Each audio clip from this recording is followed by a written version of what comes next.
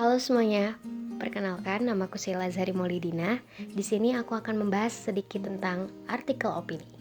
Apakah itu artikel opini? Artikel opini merupakan jenis tulisan yang berisikan pendapat, gagasan, atau kritik terhadap persoalan yang sedang berkembang atau populer di kalangan masyarakat. Artikel opini dapat diartikan sebagai tulisan yang berisi pendapat dari penulis mengenai peristiwa berdasarkan fakta. Cara untuk menyusun artikel opini.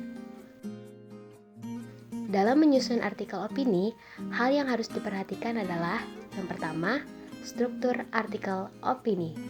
Struktur artikel opini diawali dengan topik atau pendapat yang akan dikemukakan. Selanjutnya, argumentasi pendapat atau sudut pandang terhadap masalah yang dikemukakan. Lalu yang terakhir adalah penegasan kembali paragraf yang telah dikemukakan. Kedua, argumentasi. Bagian yang terpenting dalam menyusun sebuah artikel opini yaitu argumentasi. Argumentasi yang harus kuat, didukung dengan data aktual. Argumentasi berisikan solusi yang akan mudah diserap oleh para pembaca. Yang ketiga, penggunaan bahasa. Penggunaan bahasa yang mudah dimengerti sangat penting untuk diperhatikan, karena untuk mengetahui sasaran pembaca.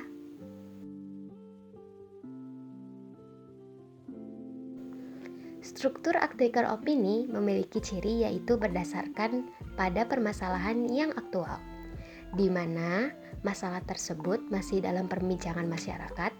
Artikel ini juga bersifat subjektif, jenis artikel yang berdasarkan asumsi atau pendapat pribadi. Tetap menggunakan berdasarkan fakta dan juga data-data. Cara menumbuhkan ide penulisan artikel. Memperbanyak referensi. Membaca semua referensi yang sesuai dengan topik dan dikumpulkan untuk dijadikan sebuah penulisan dalam sebuah artikel opini.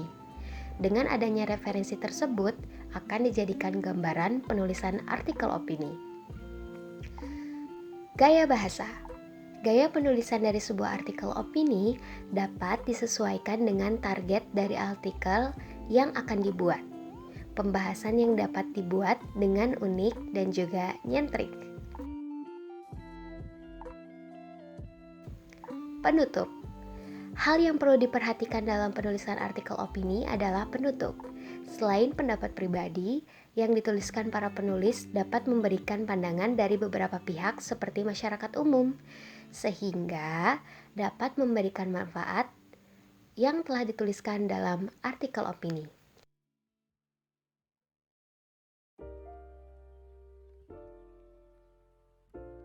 Syarat menjadi penulis.